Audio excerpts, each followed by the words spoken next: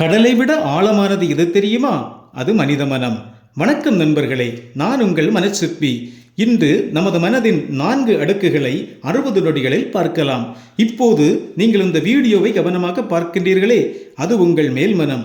இதுதான் யோசிக்கும், தீர்மானிக்கும் பகுதி. ஆனால் ஆச்சரியம் என்ன தெரியுமா? நாம் எடுக்கும் முடிவுகளில் 5% மட்டும் இதுதான்.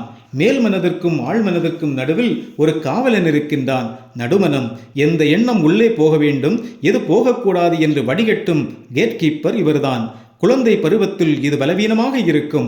ஆனால் இந்த வயதில் கேட்கும் வார்த்தைகள் வாழ்க்கையை மாற்றும். உங்கள் வாழ்க்கையை இயக்கும் சூப்பர் கம்ப்யூட்டர் அதுதான் ஆழ்மனம். இதய துடிப்பு முதல் உங்கள் பழக்கங்கள் வரை எல்லாம் இதுதான் கட்டுப்பாடு. நீங்கள் மீண்டும் மீண்டும் நினைப்பதை இது உண்மையாக மாற்றத் தொடங்கும்.